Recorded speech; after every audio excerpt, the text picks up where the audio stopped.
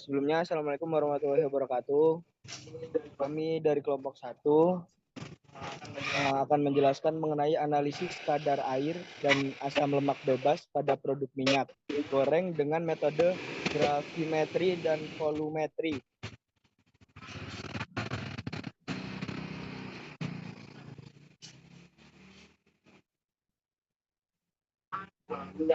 Minyak goreng adalah kebutuhan pokok yang penting untuk gizi masyarakat Indonesia.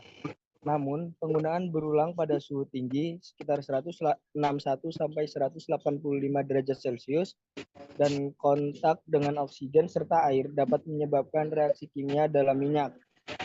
Reaksi ini menghasilkan senyawa berbahaya, mempercepat proses pengasapan, serta mengubah warna dan rasa makanan yang digoreng.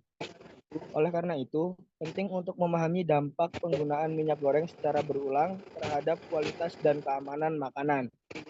Penggunaan minyak goreng secara berulang dapat meningkatkan kerusakan pada minyak. Kualitas minyak ditentukan oleh kadar air dan kadar ALB, asam lemak bebas.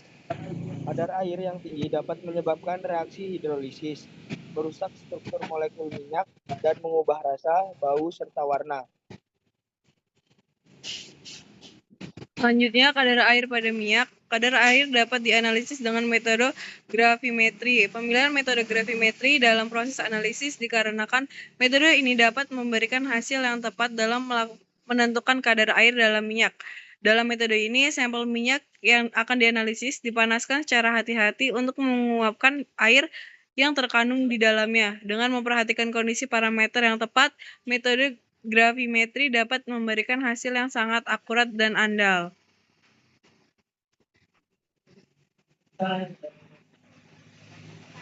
Kadar air pada minyak.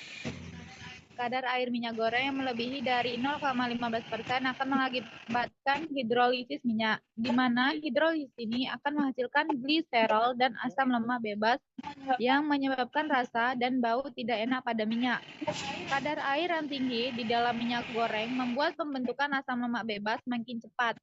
Semakin tinggi kadar air pada minyak, maka semakin tinggi kandungan asam lemak bebas di dalamnya.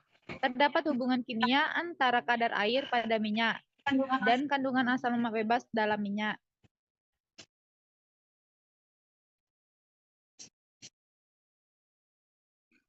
Dampak kadar air tinggi dalam minyak goreng. Ketika minyak mengandung kadar air yang tinggi, reaksi hidrolisis dapat terjadi, di mana air memisahkan asam lemak dari gliserol, atau proses hidrolisis gliserol. Hasilnya asam lemak bebas terbentuk dalam minyak. Proses hidrolisis gliserida dapat terjadi karena adanya air yang bereaksi dengan ester pada gliserida, senyawa yang terbentuk dari gliserol dan asam lemak, dalam kondisi tertentu, seperti kelembapan yang tinggi dan suhu yang sesuai. Air bertindak sebagai katalis dalam reaksi ini. Kadar asam lemak bebas yang terbentuk dalam minyak dapat menyebabkan berbagai masalah, termasuk penurunan kualitas minyak, peningkatan oksidasi, dan penurunan stabilitas oksidatif.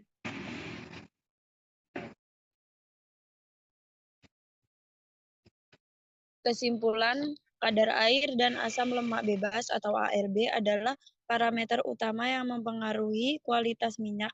Kadar air yang melebihi 0,15% dapat menyebabkan reaksi hidrolisis yang menghasilkan asam lemak bebas dan gliserol.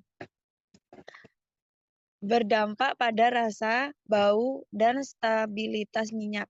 Metode gravimetri menjadi alat yang efektif untuk menganalisis kadar air dalam minyak, sehingga membantu mengidentifikasi potensi kerusakan sebelum terjadi.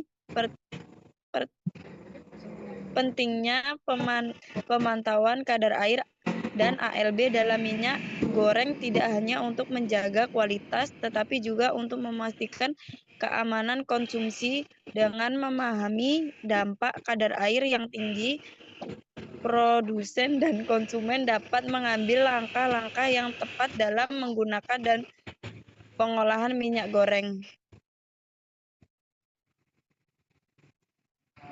Yang terakhir ada kesimpulan.